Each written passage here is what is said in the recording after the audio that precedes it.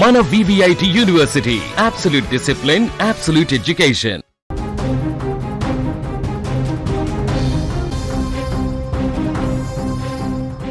అసలు చిన్నారి జ్ఞానేశ్వరి ఎక్కడుంది? 5 రోజులుగా తోట అడవి జల్లెడ పడుతున్న ఆచూకీ దొరక్కపోవడానికి కారణమేంటి? డాగ్ స్క్వాడ్ సైతం ఎందుకు చేతులెత్తేసింది? తుని చిన్నారి జ్ఞానేశ్వరి మిస్సింగ్ కేసు ఇప్పుడు కోస్తా తీరంలో పెను సంచలనంగా మారింది. టెక్నాలజీ ఉంది, పోలీసు బలగాలు ఉన్నాయి, క్లూస్ టీమ్స్ కూడా అక్కడే ఉన్నాయి. అయినా సరే 5 రోజులుగా ఆ చిన్నారి జాడ దొరకడం లేదు. ఈ మిస్టరీ వెనుక ప్రకృతి కూడా ఒక విలన్లా మారినట్టుగా కనిపిస్తుంది. ఇప్పుడు అవుననే అంటున్నాయి అక్కడ పోలీసు వర్గాలు కూడా. తుని పరిసర ప్రాంతాలలో 5 రోజులుగా చిన్నారి జ్ఞానేశ్వరి కోసం గాలింపు చర్యలు ముమ్మరంగా కొనసాగుతున్నాయి. అక్కడ పోలీసులు ఏ ఒక్క అవకాశాన్ని వదలకుండా ప్రతి చోట కూడా క్షుణ్ణంగా వెతుకుతున్నారు. కేసు తీవ్రతను బట్టి రంగంలోకి దిగినటువంటి స్నేపర్ డాగ్స్ను కూడా అక్కడ సెర్చ్ ఆపరేషన్లోకి నిమగ్నం చేశారు. సాధారణంగా ఇలాంటి కేసుల్లో పోలీసు కుక్కలు ఇచ్చేటువంటి క్లూస్ చాలా కీలకంగా మారుతాయి.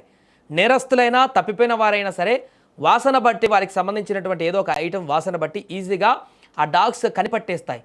ఈ కేసులో మాత్రం ఆ డాగ్ స్క్వాడ్ కూడా ఏమీ చేయలేకపోతుంది. దానికి ప్రధాన కారణం ఈ 5 రోజుల్లో అక్కడ కురిసినటువంటి భారీ వర్షం. సో అందుకే అక్కడ పోలీస్ డాగ్స్ కూడా ఆ యొక్క ఆనవాళ్ళని పట్టలేకపోతున్నాయి అనేటువంటి ఒక సమాచారం అక్కడి నుంచి మనకు తెలుస్తుంది. ఎందుకంటే వెల్ ట్రైన్డ్ డాగ్స్ని అక్కడ దించారు. పాప యొక్క గౌను, ఇతరతర దుస్తులకు సంబంధించిన వాటిని వాసన చూపించి కూడా ఆ డాగ్స్కి ట్రైన్ చేసి పంపించారు తోటలోకి గుర్తుపట్టడానికి ఎక్కడైతే ఆనవాళ్ళు ఉంటాయో. కానీ ఇవి కూడా జాడ దొరకబట్టలేనటువంటి పరిస్థితి ఏర్పడింది. దానికి ప్రధాన కారణము తప్పిపోయినటువంటి 2 రోజులు వరుసగా నాన్ స్టాప్గా అక్కడ భారీ వర్షం కురిసినట్టుగా చెప్తున్నారు. ఈ వర్షం కారణంగానే ఈ యొక్క భూమిలో మొత్తం కూడా ఆ యొక్క వాసన మారిపోయి ఆ కుక్క ఈ యొక్క ట్రైన్డ్ డాగ్స్ కూడా వాటిని పసిగట్టడానికి ఇబ్బందిగా ఉంది అన్నటువంటి ఒక సమాచారం కూడా తెలుస్తుంది. సాధారణంగా వర్షం పడినప్పుడు నేలపైన ఉన్న వాసనలు పూర్తిగా మనకు చేంజ్ అయిపోతుంటాయి. అంతకుముందు వరకు ఉన్నటువంటి వాసనలు కూడా కొట్టుకుపోయి వర్షం పడడం ద్వారా వచ్చినటువంటి ఒక కొత్త ఫ్లేవర్, స్మెల్ అనేది అక్కడ వస్తుంటుంది.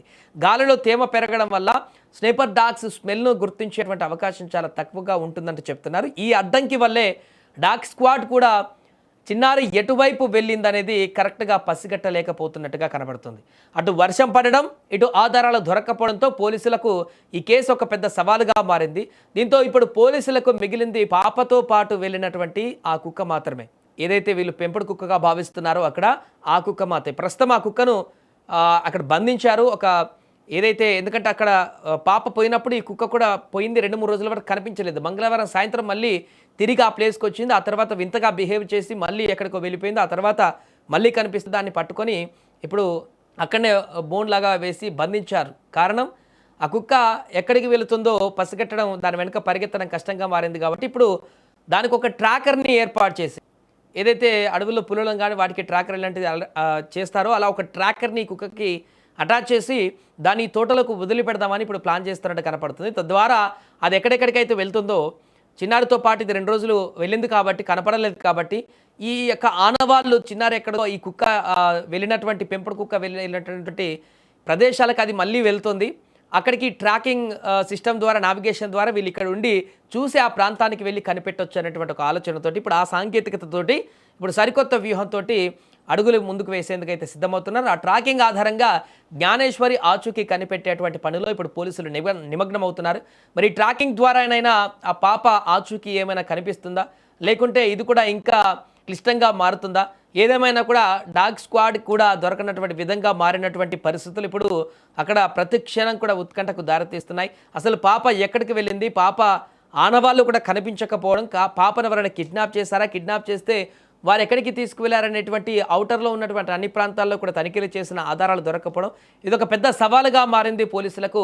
అన్ని రకాల వ్యవస్థలు కూడా నిమగ్నమై ఈ యొక్క కనిపెట్టడానికి ప్రయత్నాలు చేస్తున్నప్పటికీ కూడా ఇంకా ఎలాంటి 1% ఆచూకీ కూడా దొరకకపోవడం అనేది తల్లిదండ్రులకైతే తీరాని శోకాన్ని మిగులుస్తుంది.